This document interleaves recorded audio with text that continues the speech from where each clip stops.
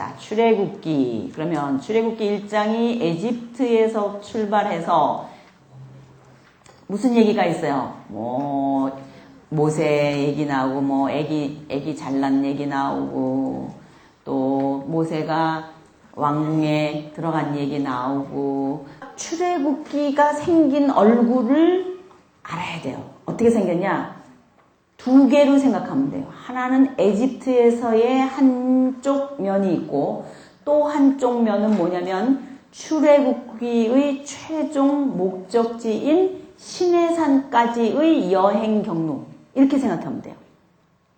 다시 얘기할게요. 출애굽기의 맨 끝은 40장으로 끝나는데 맨 끝에 가면은 마치 창세기의 끝이 입애굽인 것처럼 여러분 창세기의 끝이 어떻게 생겼는지 지금 배웠잖아요. 그런 것처럼 출애굽기의 끝은 어떻게 생겼냐 그러면 시내산인 거예요. 어디예요? 시내산.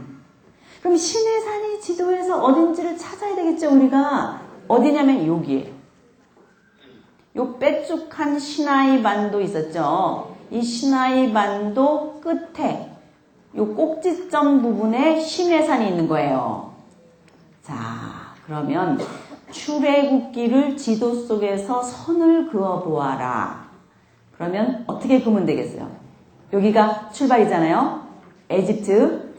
여기서 어디까지가 되겠어요? 홍해를 건너서 시내산으로 내려와서 시내산에서 일어난 일까지.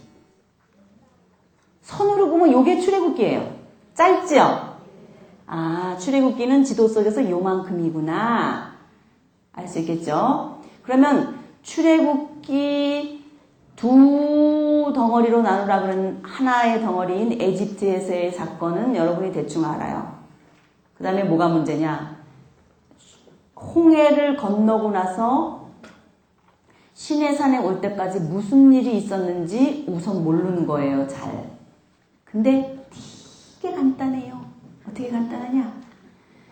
이렇게 생각하면 돼요. 출발해서 시내산까지 2개월 만에 왔구나. 오기만 한 거예요, 거의. 얼마나 걸렸어요? 2개월. 2개월 만에 시내산에 와서 왔는데 오는 동안 아말렉 족속과 조금 싸우고 또 쓴물이 단물 되고 물 없다고 그러고 뭐 그런 얘기 있죠. 그런 거 그냥 그런 사건 찔끔찔끔 있다가 2개월 지난 거예요. 그럼 그런 사건 찔끔찔끔 있지만 출애굽기가 가려고 하는 지점이 어디냐? 어디라는 거예요? 아니 출애굽기가 가고 싶은 데는 어디예요? 시내산이다 이 말이에요. 그래서 시내산에 도착했더니 몇 개월 걸렸어요? 2개월. 그럼 시내산에 도착해가지고 뭔가 하나님이 하실 일이 있으니까 거기까지 갔겠죠. 그게 무슨 일인가? 거기서 이제 성막을 만들고 십계명을 주시고 하나님과 계약하고 그런 얘기가 있어요. 그게 시내산이에요. 그러느라고 11개월 5일이 지났어요. 시내산에서. 2개월 걸려서 왔다가 시내산에서 11개월 5일쯤 있었구나. 얼마 안 있었죠? 1년 조금 지났죠? 네. 그 정도 기간이 출애굽기의 끝이에요. 출애굽기 다음에는 뭐예요? 창세기, 출애굽기, 뭐예요? 레위기잖아요. 그럼 레위기에서는 무슨 일이 일어나요? 시간이 흘러가고 어디로 가요? 아니면 레위기는 법전이에요? 레위기에서는 시간이 흘러가지 않는다고 봐야 돼요. 하나님이 레위 지파를 통해서 이스라엘 백성들이 하나님께 제사하고 백성들 간에 어떻게 살아야 할지 가르치고 싶은 내용을 써놓은 하나의 법전이기 때문에 그 레위기에서는 시간이 흘러가지 않는구나. 이렇게 생각하시라 이 말이에요. 그래서 레위기는 그렇구나. 속으로 생각해 놓고 지도에서 그 다음에 창세기, 출애굽기, 레위기 그 다음에 뭐예요? 민수기. 민수기는 뭔가? 민수기의 출발 지점도 시내산이에요. 어디예요? 시내산. 그럼 시내산에서부터 출발해서 어디까지 가는 길이냐면은 결론부터 말씀드리면 모압 평지예요. 자, 큰 지도를 보세요. 모압 평지가 어디냐? 여기가 시내산이라고 했죠? 시내산에서부터 가서 여기 가나안 땅이 지금 가려고 하는 곳 여기잖아요. 그런데 모압 평지가 어디냐면 여기예요. 사해바다 바로 위 요단강 동편 쪽 부위.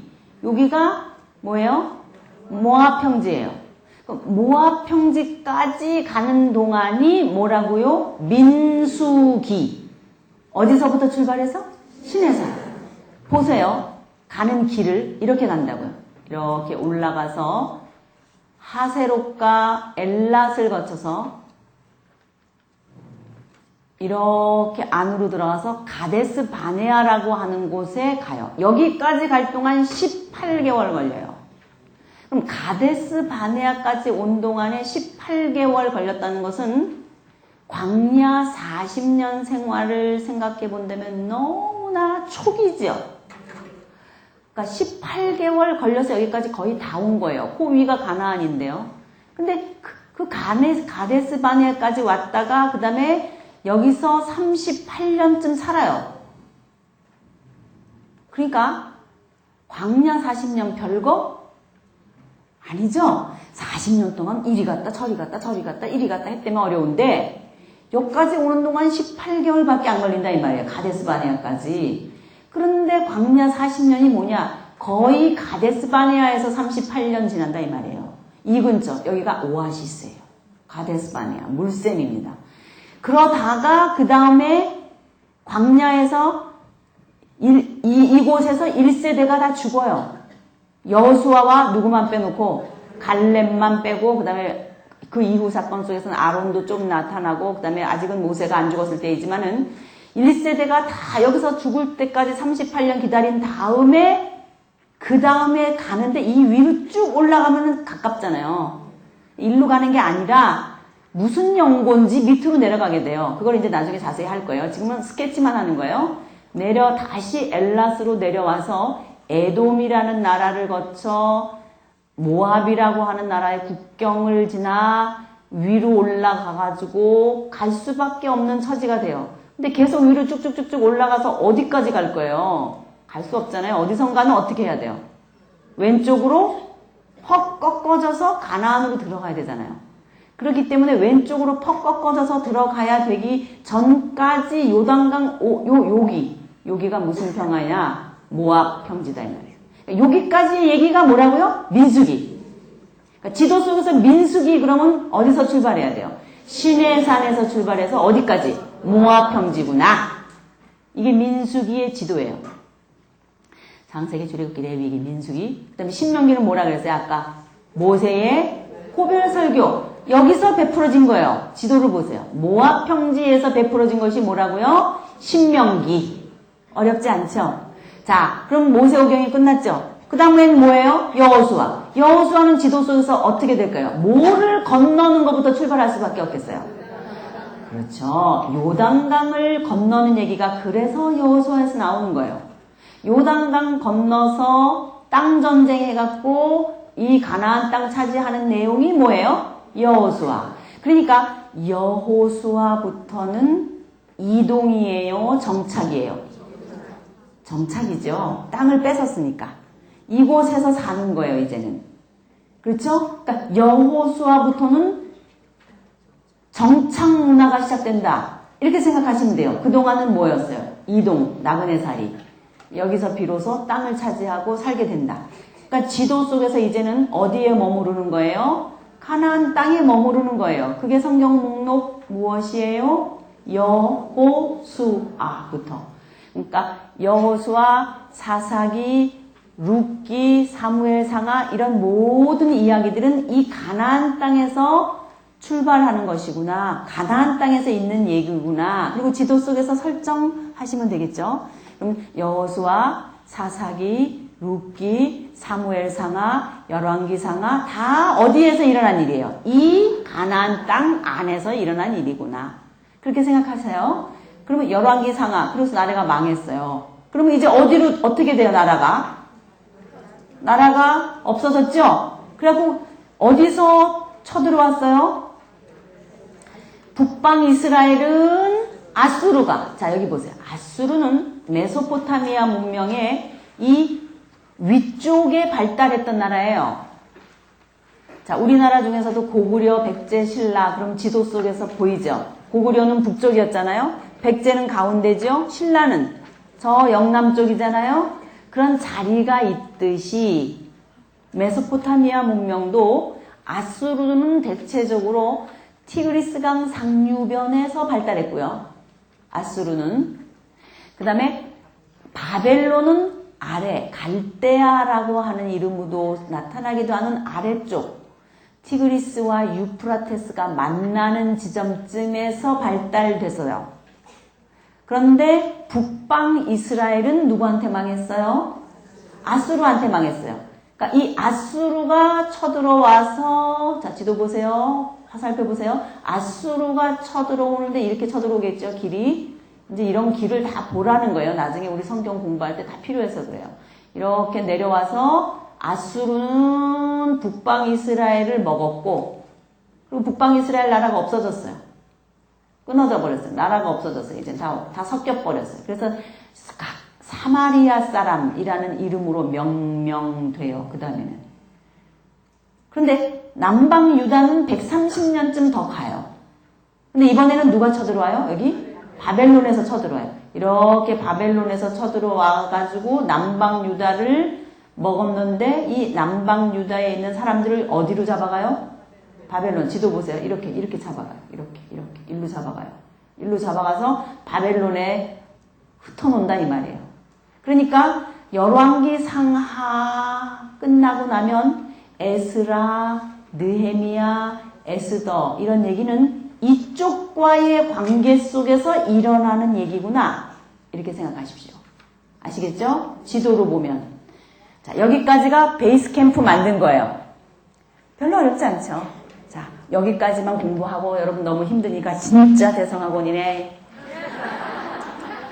이거 몇 시간 동안 앉아서 졸려 죽겠는데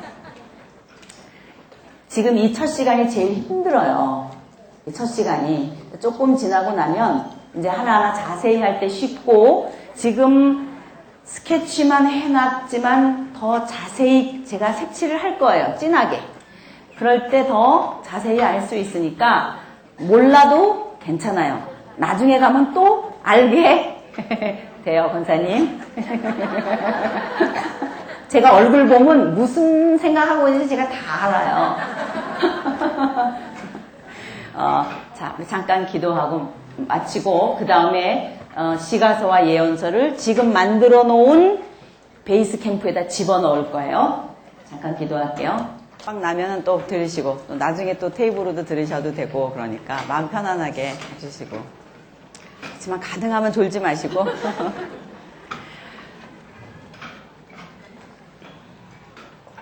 이제 해야 할 작업이 뭐냐면 17권의 창세기부터 이렇게 에스더까지 실제 역사가 흐르고 있는 성경 목록들 속에 시가서와 예언서를 끼워 넣어 가지고 성경 구약 39권을 하나로, 즉 지금까지는 시간 또는 분량 또는 이런 문학 양식 이런 방법에 의해서 분류되어 있었던 39권 목록을 다시 재배치해보자는 겁니다.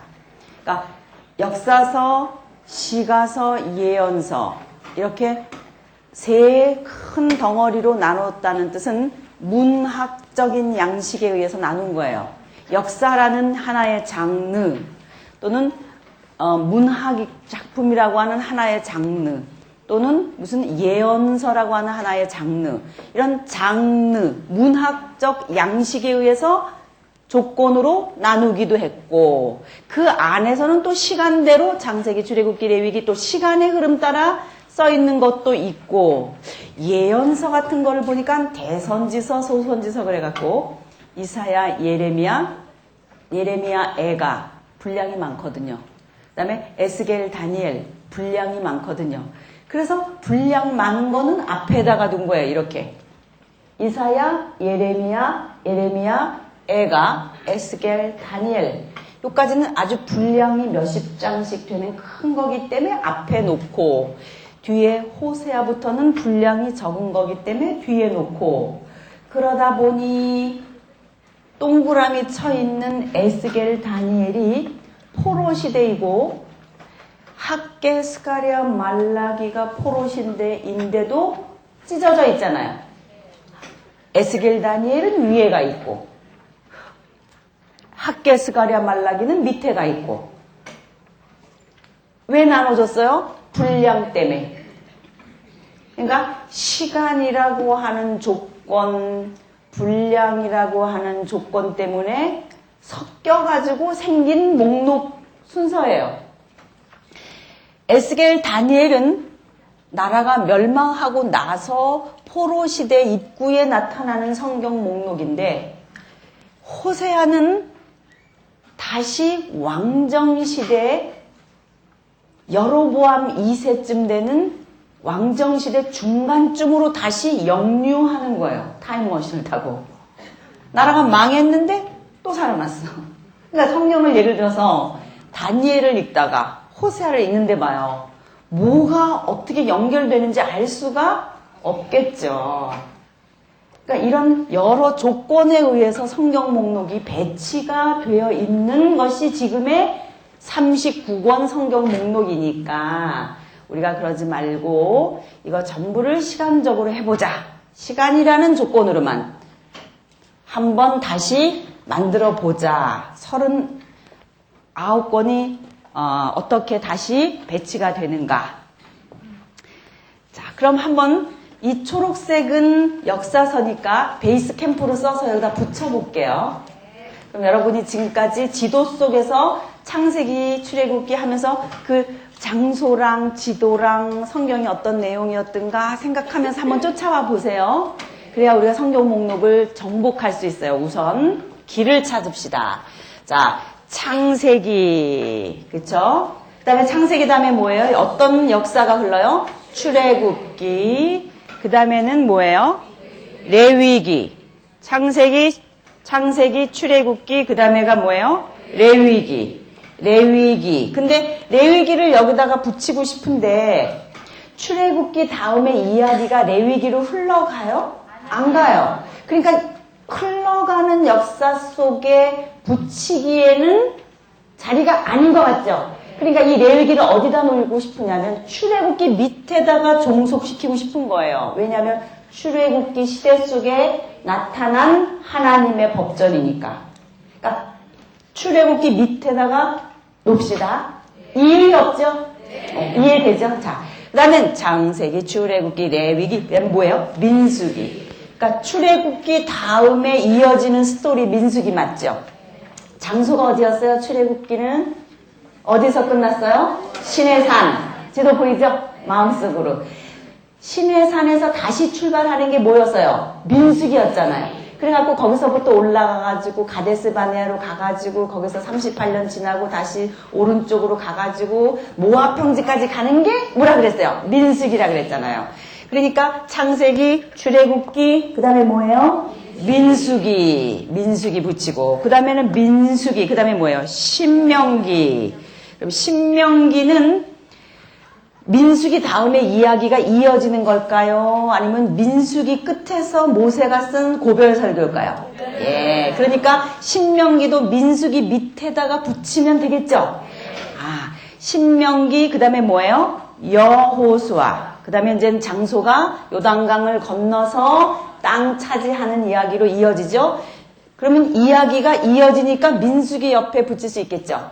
민수기. 그 다음에 뭐예요? 아니, 여호수아. 그 다음에 여호수아 다음에 뭐예요? 사사기. 그럼 여호수아 끝에 이야기가 사사기 시대로 넘어가는 게 맞죠? 연결되죠? 그 다음 시대로 이어지죠? 사사기. 그 다음에는 뭐예요? 룻기. 그럼 룻기는 사사시대 속에 일어난 일이니까 사사기 옆에다 붙이는 게 맞을까요? 사사기 밑에 붙이는 게 맞을까요? 밑이겠죠. 사사시대 속에 일어난 일이니까 이 밑에 종속시킨단 말이에요. 실제 역사가 흐르는 메인 스트림이 아니라는 거예요.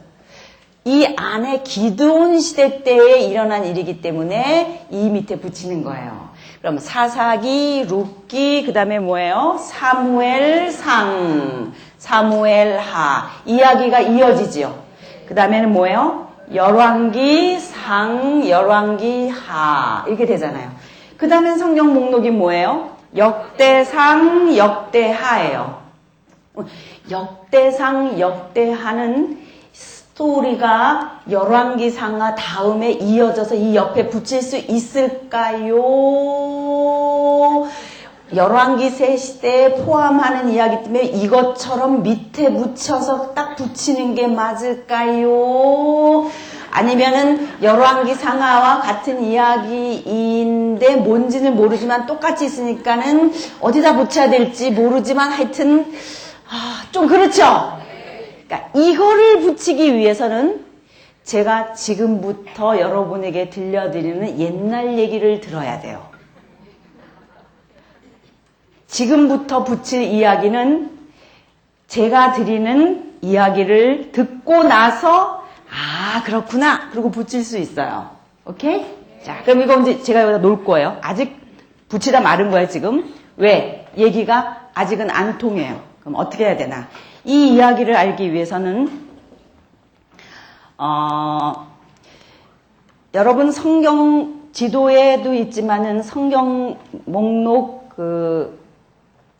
부록 앞에 보면 열왕기상하 물고기 그림이라는 것이 있습니다. 이것은 열왕기 시대를 어떻게 하면 여러분에게 쉽게 가르쳐 줄 수 있을까 생각하고 제가 만든 다이어그램이에요. 근데 이 중에서 어디를 포커스해서 여러분이 공부하셔야 되냐면 이 뒤에 보시면은 히스기야, 요시야, 여호아하스 쭉 뒤에 이렇게 나오죠. 이 그림이 뭐냐면 이스라엘 나라가 첫째 왕 사울, 둘째 왕 누구예요?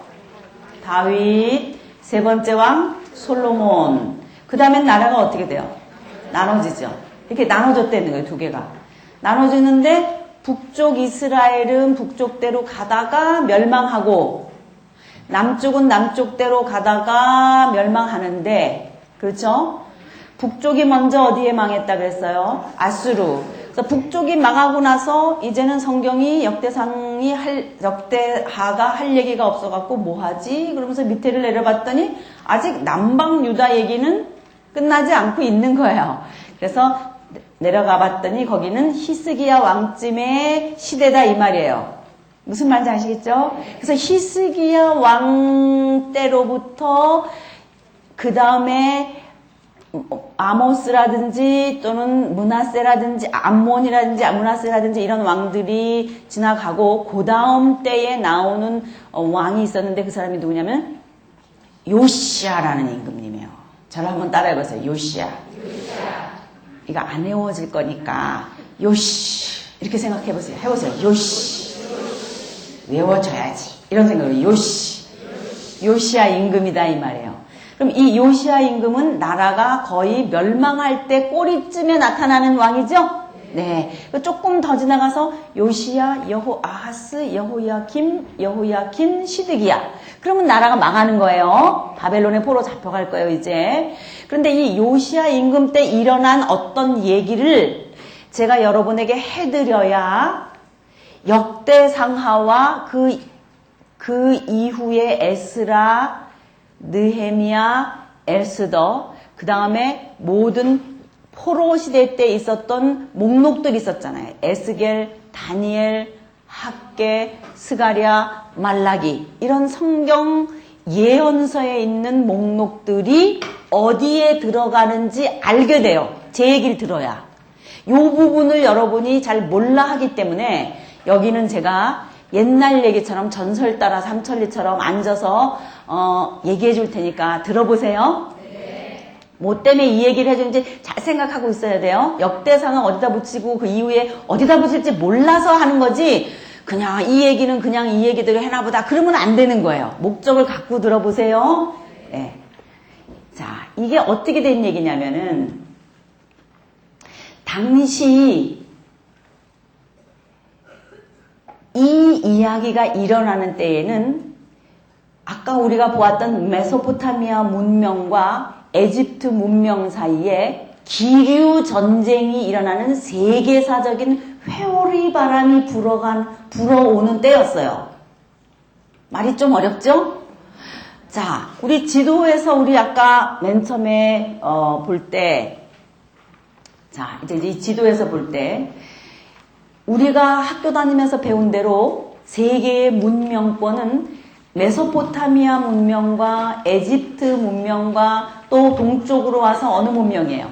인더스 문명이 있어요. 인도를 중심으로 해서 겐지스강과 인더스강 중심으로 큰 하나의 문명이 발생하잖아요. 거기서 힌두교라고 하는 게 나오고요. 그것보다 더 동쪽으로 가면 우리랑 가까운 중국의 황하 문명이라고 하는 문명이 있습니다. 그래서 세계의 4대 문명의 발상지다. 이렇게 우리가 배웠어요. 그런데 지금 우리가 공부하려고 하는 이 꼬리 부분에 요시야 임금이라고 하는 분 얘기가 나올 때 이스라엘 나라를 중심으로 해서 양쪽에, 이쪽으로는 메소포타미아 문명이죠. 세계를 본다면 또 이쪽으로는 뭐예요? 에집트 문명이잖아요. 지금 따라오고 계세요? 네. 양쪽의 큰 문명 사이에 무슨 일이 일어났다 이 말이에요. 무슨 일이 일어났냐? 이런 일이 일어났어요. 제가 그거를 여러분에게, 우리 스태프분에게 말씀을 안 드렸군요.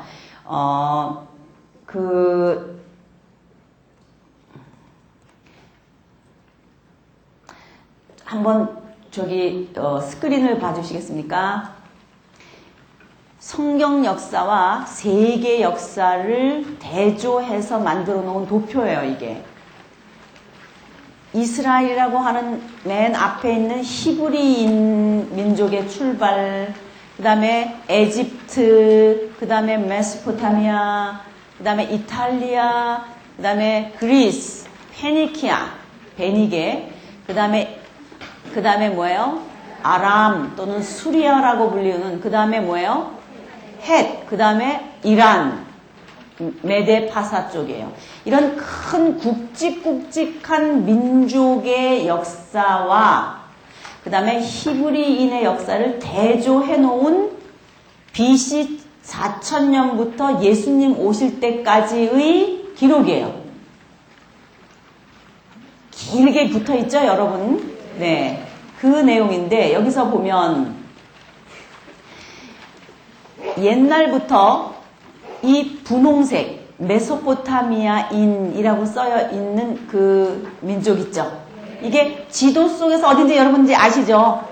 이 메소포타미아인이라고 불리우는 이 민족이 옛날부터 메소포타미아 문명이라고 하는 최초의 문명을 발생시킨 그 족속이걸랑요.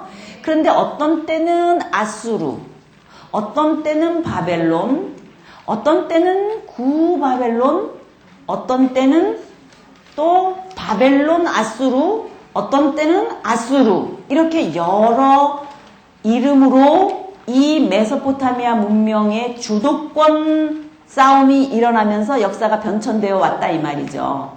우리나라도 그랬다 그랬죠. 어떤 때는 고구려, 어떤 때는 통일신라. 그렇지만 한 민족이죠. 그런 것처럼. 그런데 흘러내려오다 보세요. 이 도표를 보세요. 아수르라고 하는 이름이 쭉 역사의 흐름 속에 흘러내려오다가 아수르 제국이라고 하는 이름이 끝나는 때가 어디냐면 신바벨론 제국, 갈대아 이렇게 되어 있는 그 부위 있죠. 꽤 길죠. 그만큼 동안 아수르라는 이름으로 메소포타미아 문명을 주도해 왔단 말이에요. 그렇죠? 예, 그렇게 되어 있을 때인데 지금 이 끝나는 지점쯤 보세요. 왼쪽에 이스라엘 나라인 이 히브리 민족은 북방 이스라엘과 남방 유다가 나눠져 있죠. 노란색이. 그 나눠져 있고 나눠져 있는 그때쯤에 오른쪽에는 아수르 제국이라고 하는 게 뚱뚱해지죠. 점점 뚱뚱뚱뚱해져요. 왜 뚱뚱해지냐면 왼쪽에 이스라엘 잡아먹었죠. 이쪽에서 또 그 아람도 저기 그 페니키안도 잡아먹었죠. 이렇게 여러 나라들 잡아먹으니까 얘가 어떻게 된 거야? 점점 뚱뚱뚱뚱해지잖아요. 그래서 점점 더 막 뚱뚱뚱뚱해질 것 같은 순간에 저 아래에서 갈대아라고 하는, 우리 아까 지도에서 봤죠. 갈대아 우루, 바벨론의 이름으로 많이 등장하는 그 밑에 갈대아 우루의 나보폴라살이라고 하는 임금님이 위로 쭉쭉쭉쭉 지도 속에서 생각해보세요. 티그리스강, 유프라테스강 있는 그 아래에서부터 막 밀고 올라온 거예요. 지도랑 같이 생각해보세요. 막 밀고 올라오더니 어디까지 치고 올라갔냐면은 우리 아까 에덴 동산 있는 데 있었잖아요. 하란 지역, 갈그미스, 거기까지 쫙 치고 올라온 거예요. 그때가 언제냐? BC 609년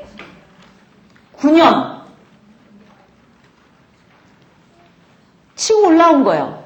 그러니까 이 사실을 누가 알았냐? 왼쪽에, 자 지도 보세요. 이쪽에 화면 보세요.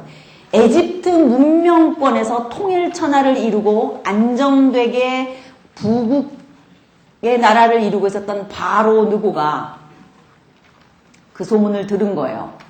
이제까지 이 메소포타미아 쪽에서 힘이 있게 나왔던 이 아수르라고 하는 나라가 밑에 있었던 갈대아의 나보폴라살이라고 하는 사람한테 쭉쭉쭉쭉 밀려가지고 올라와가지고 여기 하란 지역 갈그미스까지 점령을 당했대. 지금 갈그미스까지 와 있대. 이걸 들은 거예요.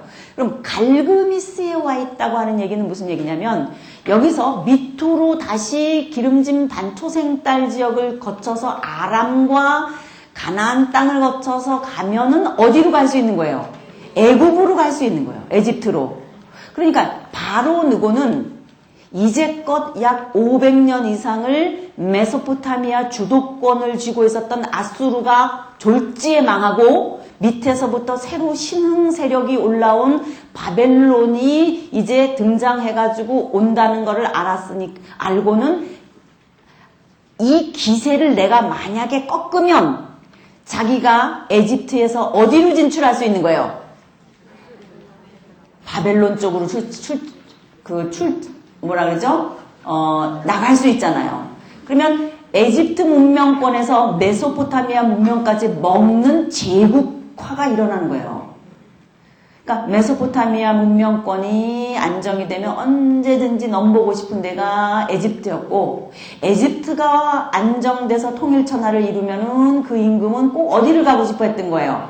메소포타미아를 먹고 싶었던 거예요. 그래서 이 메소포타미아 문명과 에집트 문명은 언제나 그 사이에 있는 어느 땅, 이스라엘 나라가 있는 가나안 땅을 밟고 다닐 수밖에 없겠죠. 고래 싸움에 새우등 터질 수밖에 없는 지정학적인 위치에 놓여 있을 수밖에 없었다는 거예요. 가나안이.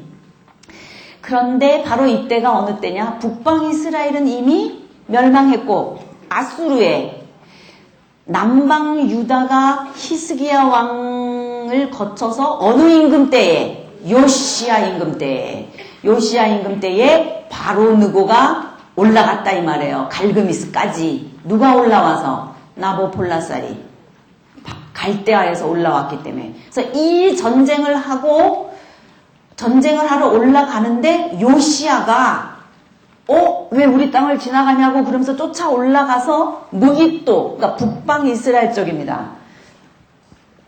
북방 이스라엘 쪽에 있는 무깃도라고 하는 곳에서 바로 느고와 접전하다가 그만 전사해요. 누가? 여기 무깃도에서 전사하니까 그 나라 백성들이 계엄령을 선포할 수밖에 없는 상황이 되잖아요. 임금님이 안 계시니까 비상이다. 그래갖고 얼른 왕을 세웠어요. 누구를 세웠냐면은 요시야의 아들 여호아하스를 세웠어요. 그 사이에 바로 느고는 어디로 올라갔어요? 갈그미스로 올라갔어요. 밑에서는 누가 왕으로 다시 세워졌는데 여호 아하스가. 그런데 바로 느고는 갈그미스로 올라가서 전쟁을 했다 이 말이에요. 그랬는데 무승부.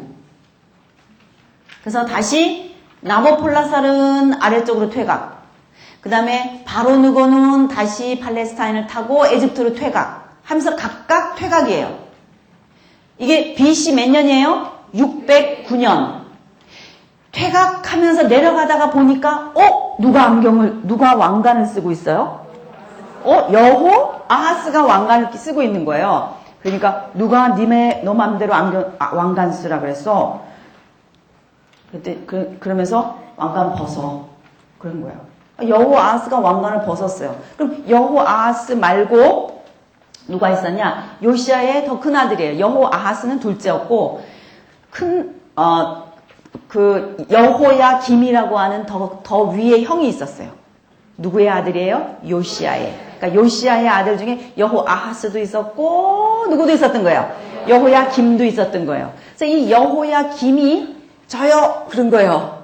내가 왕관 쓰고 싶고, 각하의 말에 순종하겠습니다. 이렇게 된 거예요. 그래서 그 왕관을 누구에게 씌워준 거예요, 다시? 여호야 김에게. 누가? 에집트의 바로 느고가. 이걸 이해하셔야 돼요. 지금 누구하고 사이의 얘기인지 아셔야 돼요. 그래서 바로 느고에 의해서 여호 아하스는 폐위된 거예요. 누가 세운 왕이었어요? 국민들이. 전쟁하러 바로 느고가 올라간 사이에 3개월 만에 폐위된 거예요. 3개월 있다 돌아와서 누가 왕이 됐어요? 이번에 여호 야김이. 그러니까 요시아 다음에 누군 거예요? 여호 아하스. 다음에 누군 거예요? 여호야 김인 거예요. 여호야 아하스는 3개월 만에 폐위됐고요. 요시아는 무기또에서 바로 느고에 의해서 전사됐고요.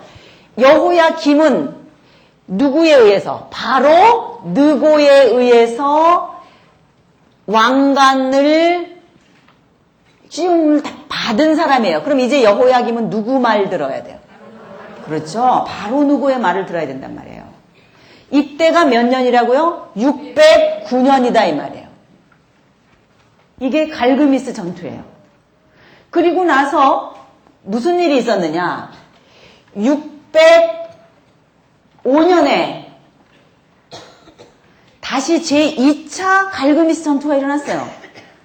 무승부로 퇴각했다 그랬죠? 다시 올라와서 갈그미스에서 붙었어요. 근데 이번에는 바벨론 쪽에서 나보폴라살의 아들이었던 느부갓네살이라고 하는 아들이 올라온 거예요. 그리고 이쪽에서는 바로 느고가 올라왔어요. 어디서 붙었어요? 갈그미스에서. 이번에는 누가 이겼냐? 무승부가 아니라 바벨론의 느부갓네살이 이겼단 말이에요.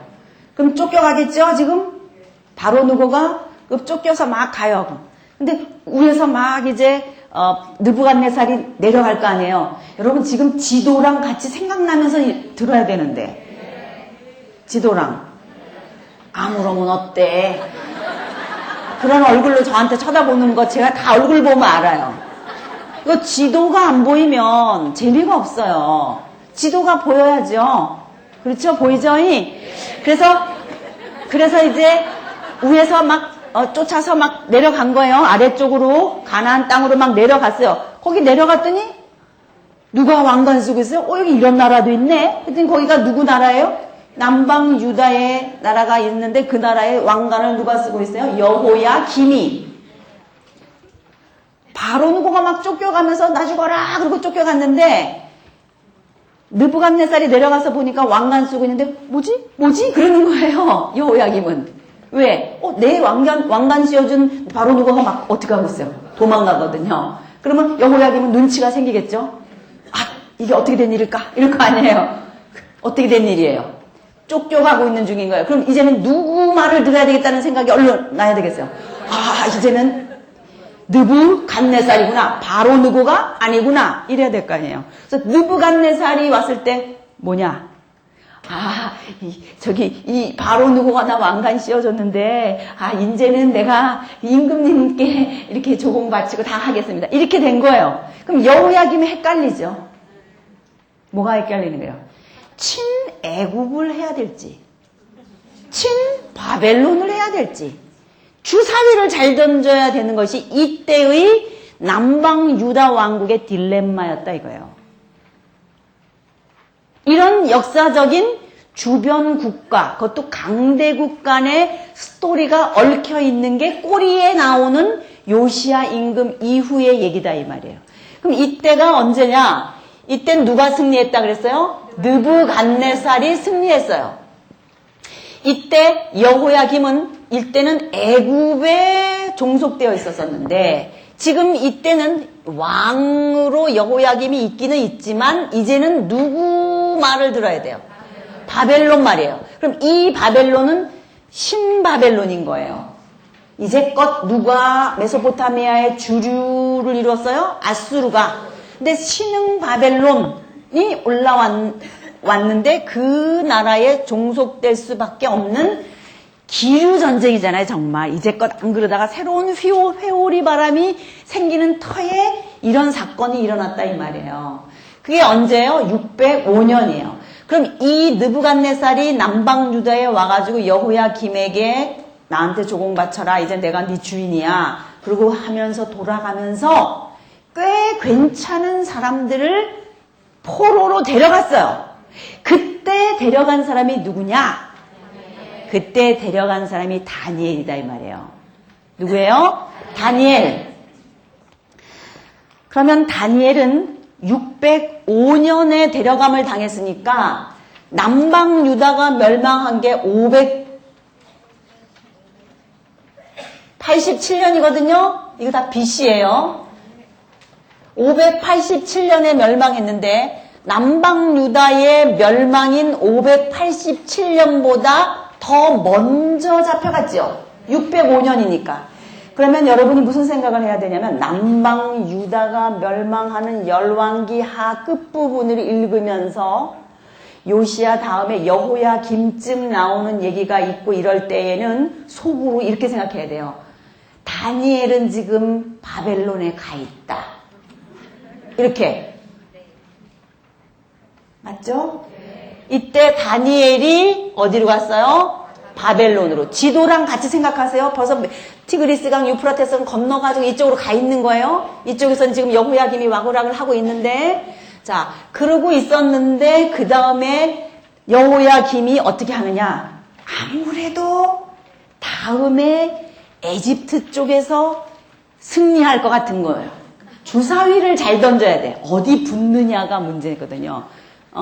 그런데 친애굽파 쪽을 하는 게 맞을 것 같은 거예요. 친바벨론보다. 이 신흥 바벨론은 이제 새로 겨우 밑에서 올라오는 나라인데 얘가 이걸 할까? 이러면서 지금 내가 바벨론에게 조공바치고 알았습니다. 그러고 있지만 아무래도 결국은 에집트에 하는 게 나을 것 같아. 이런 생각을 한 거예요. 그래서 에집트 쪽으로 기울이는 게 낫겠다. 막 이러고 있을 때에 그러면 안 된다고 하나님이 나한테 말씀하셨는데 하나님이 나보고 애굽 쪽이 아니라 바벨론 쪽에 붙어서 가 있는 게 하나님의 섭리라고 자꾸 말씀하신다고 그렇게 말하는데 무슨 얘기하고 있냐고 이 매국놈 막 그러면서 그런 거예요. 그럼 그 사람이 누구예요? 에레미야예요. 그러니까 친애굽파냐 바벨론파냐 어디로 갈지 모르는 왕궁의 딜레마 속에 갈등하며 하나님의 말씀을 선포했던 유명한 선지자가 누군 거예요? 예레미야다 이 말이에요. 예레미야. 그런 상황 속에서 여호야김이 배반해요. 바벨론이 아니라 누구 쪽에 붙은 거예요? 애굽 쪽에. 그래서 그 이후에 느부갓네살이 다시 쳐들어와요. 그 자세한 얘기는 꼬리 부분 할 때 아주 디테일하게 써놨어요. 그걸 다 하려면 시간이 너무 많이 걸리기 때문에 제가 간단히 할 거예요. 아웃라인만. 그래서 느부갓네살이 다시 쳐들어와가지고 이번에는 597년에 여호야김을 와장창 이렇게 하고 그 다음에 누가 되냐? 아니, 여호야김의 아들, 그러니까 이렇게 돼요. 그냥 간단히 얘기할게요. 여호야김이 왕으로 있었는데 배반했다 그랬죠. 배반했을 당시에 3년 지나서 배반해요. 배반을 했었을 때에 느부갓네살이 바벨론 쪽에서 보니까 배반했거든요. 그러니까 자기가 직접은 안 가요. 그때 3년 만에. 그리고 그 주변에 있었던 자기의 그 파견 부대 같은 그런 여러 다른 나라에 있었던 부대 사람들을 동원해요. 여러 다른 나라 족속들을 동원해서 여호야김을 제거합니다. 그래서 예레미야서에 보면 여호야김이 그곳에서 죽은 거로 나와요. 그래서 여호야김이 죽으니까 여호야김 대신에 여호야긴이라는 아들, 여호야김의 아들이에요. 누구예요? 여호야긴. 여호야긴을 백성들이 왕으로 옹립해요. 마치 뭐하고 같은 거예요? 여호수아가 죽고 나서 여호아하스를 왕으로 세운 것처럼 여호야김이 죽고 나니까 여호야긴을 백성들이 왕으로 세워요. 아들을. 그래서 여호야긴이 왕이 돼요. 그런데 그 다음에 느부갓네살이 597년에 이번에는 직접 오는 거예요. 그래가지고 여호야긴을 어떻게 하냐? 폐위시키는 거예요.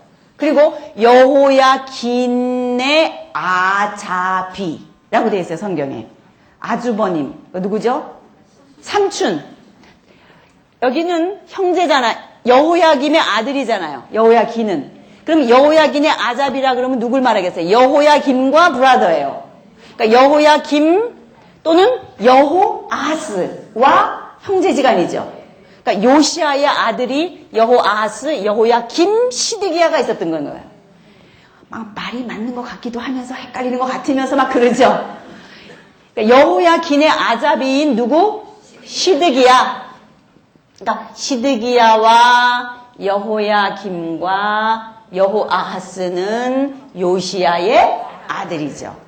그래서 여호야긴의 아자비 시드기야를 왕으로 세워놓고 와장창 예루살렘을 하고서는 느부갓네살이 돌아가면서 이번에 꽤 괜찮은 인력들을 데리고 갔는데 그 사람 중에 섞여 있었던 사람이 우리가 꼭 알아야 하는 성경 목록 중에 나오는 사람 누군 거예요? 에스겔이다 이 말이에요. 자, 그럼 이미 다니엘은 605년에 바벨론에 가 있죠. 그 다음에 597년에 에스겔이 그 다음에는 어떻게 해요? 포로 잡혀갈 때 끼어서 갔죠. 그래도 나라는 아직 망하지 않았어요. 10년이 더 있다가 BC 587년에 시드기야가 왕위로 더 정치하는데 이때는 웬만한 사람들은 다 잡혀갔기 때문에 힘없는 사람들, 애들, 뭐 여인들, 뭐 이런 그런 사람들만 이렇게 있는 그 상태에서 시드기야가 왕 노릇했거든요. 그러다가 결국은 누가 다시 온 거예요? 느부갓네살이 다시 침공해서 예루살렘을 완전히 멸망시키고 초토화하고 587년에 막을 내린 거다 이 말이에요. 그래서 멸망한 거예요. 그러면 이 시점에서 우리는 성경의 목록 가운데 특히 예언서 빨간색에 있었던 에스겔과 다니엘이 어디쯤에 들어가는 사람인지 생각나죠, 이제. 예언서가 이렇게 있었는데 이 에스겔과 다니엘은 어디쯤에 나타나는 사람이구나 그런 생각이 나죠? 네. 자, 이렇게 됐어요. 그러다가 바벨론으로 포로로 잡혀가가지고 한 70년쯤 지났어요. 왜냐? 600년대쯤에 포로들이 잡혀가기 시작하죠? 이게 연대를 보니까. 그런데 BC 538년. 그러니까 바벨론을 멸망시킨 페르시아 제국. 그 중에 고레스라고 하는 임금님. 그러니까 고레스는 바벨론 왕이에요. 페르시아의 왕이에요. 페르시아, 메데 바사의 왕이에요. 이제 이 바사, 바벨론 막 이런 거 나올 때 이제 헷갈리거든요. 근데 지금 바벨론은 지나간 거예요. 느부갓네살을 중심으로 해서 바벨론 시대가 지나가고 그 다음에 바벨론을 누가 먹었다고요? 페르시아, 메데 바사가 먹었는데 그 페르시아 임금 중에 누구? 고레스라는 임금 때 BC 538년에 칙령을 내려요. 새로운 식민 정책이다. 그러면서 포로로 잡혀온 사람들은 다 너희들의 나라의 신으로 돌아가라. 그래요. 그래갖고 바벨론의 포로 잡혀있던 유다 사람들은 다 어디로 다시 되돌아갈까요? 예루살렘으로 돌아가는 거예요. 그 예루살렘으로 돌아가는 때에 538년 그 연대는 BC 600년대에 포로로 잡혀가기 시작한, 예를 들면 다니엘이 605년 이런 데 잡혀갔잖아요. 그 다음에 다니엘이 에스겔이 597년 이런 데 잡혀갔으니까 그때로부터 시작하면 약 몇 년이에요? 70년인 거예요. 그래서 바벨론 유수를 몇 년이라 그래요? 70년이라 그러는 거예요. 그러니까 70년 동안 포로로 있었던 거예요, 바벨론에. 그랬는데 고레스가 바벨론을 먹으면서 니네 나라로 돌아가라 그랬단 말이에요. 야, 돌아가야지, 신난다. 그리고 돌아갈 때 많은 사람들이 돌아왔는데 그때 대장이 누구였냐? 수룹바벨과 누구예요? 예수와 이런 사람들이에요. 그래서 포로들이 다시 자기네 나라로 돌아와가지고 성전을 재건을 막 하는 거예요. 재건을 막 하다가 막 방해하는 사람도 있고 막 그랬잖아요. 사마리아 사람들도 방해하고 막 이런 얘기가 있죠. 그래서 성전을 지으려고 그러다가 다 못 졌어요. 다 못 지고 그냥 손 놓고 있었걸랑요. 그런데 그때 하나님이 학개야, 스가야야, 내 백성이 성전을 짓다 말고 스탑했다. 빨리 가서 저들에게 성전을 재건해라고 말해라. 이렇게 하나님의 말씀이 임한 거예요. 누구에게? 학개와 스가랴에게. 그럼 학개와 스가랴는 바벨론 시대 배경이에요? 페르시아 시대 배경이에요? 그렇죠. 이제부터는 바벨론에서 넘어온 거예요. 그러니까 학개와 스가랴에게 하나님의 말씀이 임해서 예루살렘에 가서 보니까 성전을 짓다 말고 있는 거예요. 그래서 하나님이 나에게 말씀하셨는데 여러분 성전을 재건하라 그랬습니다. 여러분 성전을 지어야 됩니다. 그리고 막 말을 했어요. 그랬더니 그 말을 힘이 얻어가지고 성전을 다시 짓자. 그래, 우리 집 짓던 건 놔두고 성전 다시 짓자. 그리고 성전을 막 열심히 다시 지었어요. 그래서 성전을 완성을 했어요. 516년. 그래서 성전을 다 완성을 했어요. 그러면은 성전을 다 완성해가지고 있었을 때는 바벨론 시대예요? 페르시아 시대예요? 페르시아예요. 그럼 이때는 다니엘, 에스겔이 나타났던 때랑 같은 시대예요? 그 다음 제국이에요? 그렇죠. 그 다음 제국인 거예요. 자, 그러고 있었거든요.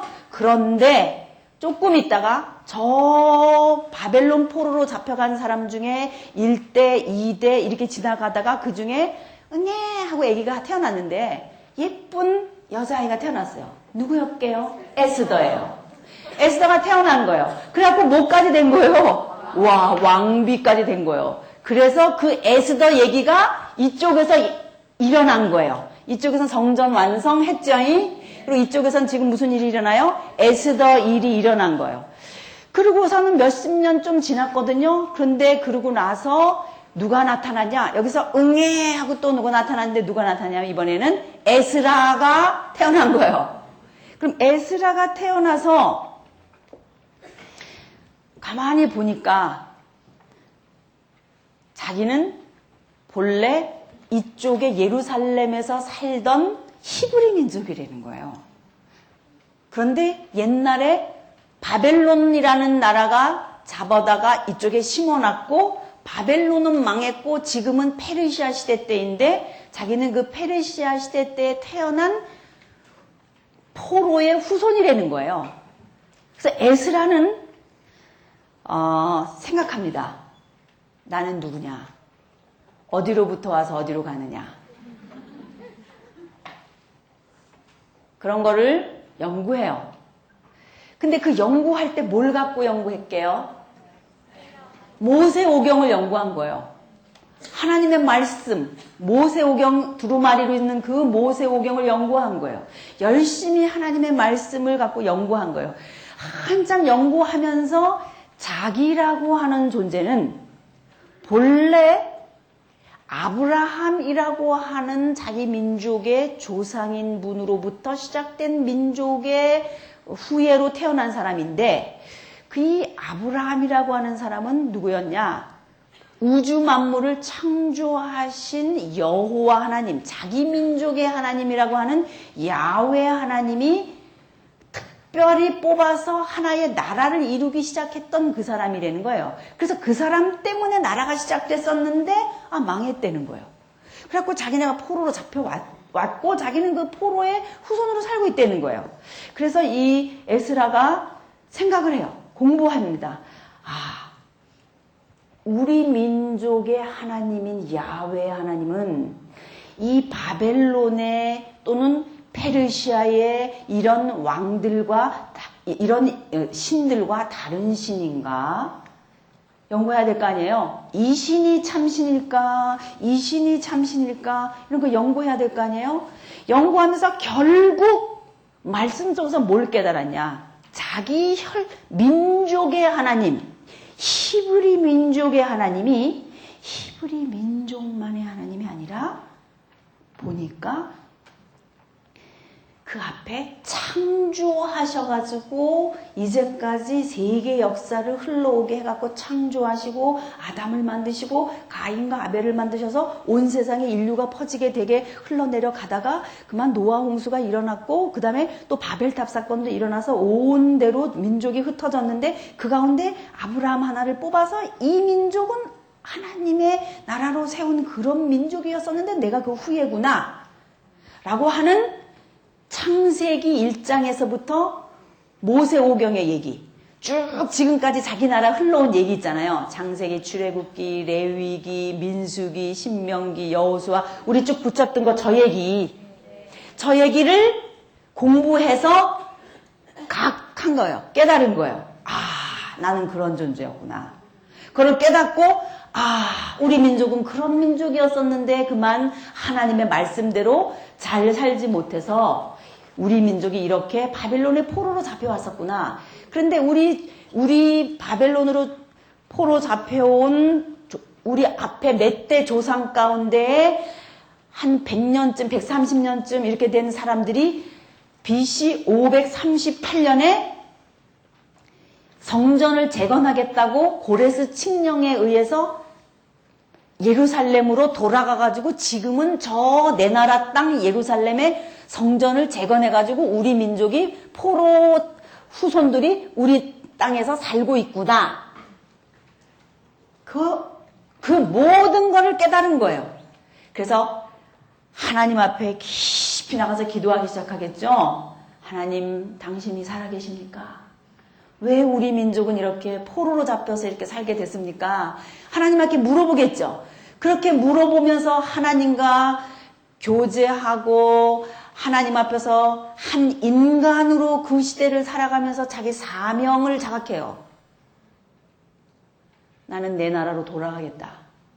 가서 이 민족이 얼마나 중차대한 세계 역사 속에 중요한 위치를 차지하고 있는 나라인지 말해줘야 되겠구나. 이렇게 생각하고 보따리를 싸는 거예요. 어디서? 지금 페르시아에서 보따리를 싸가지고 짊어지고 나랑 같은 생각 가진 사람 다 따라 붙어라. 이렇게 해가지고 같이 다시 예루살렘을 향해서 포로들이 또 귀환하는 거예요. 귀환해갖고 딱 보니까 그때가 언제요? BC 458년이에요. 그러면 538년이라고 하는 스룹바벨과 예수아와 함께 왔던 1차 포로 귀환객들이 성전을 다 완성하고 난 다음에 에스더 사건이 있고 나서 그 다음에야 에스라가 백성들과 함께 돌아온 거 아니에요. 장면이 이해되십니까? 네. 자, 돌아왔어요. 와보니까 뭐가 지어져 있어요? 성전 지어져 있어요. 그래서 와서 보니까 성전은 지어졌고 그랬는데 말씀을 잘 모르는 거예요. 왜? 이분들은 포로의 후손들이며 1차 포로 돌아와서 성전을 재건하고 나서 살면서 사랑하고 연애하고 또 아기 낳고 그럼 그 아기가 또 자라나고 그럼 그 아기는 어디부터 또 배워야 돼요? 또 창세기부터 배워야 돼 걔는. 안 그래요? 걔가 저절로 응애하고 눈 뜨면 창세기, 출애굽기, 레위기를 다 저절로 속에 입력돼 갖고 나와요? 아니면 처음부터 배워야 돼요? 처음부터 배워야 돼요, 걔는. 그러니까 성경에 나타나는 주인공들의 시대 속에 나타나는 주인공들은 어차피 처음부터 창세기부터 또 배워야 돼, 이렇게 우리처럼.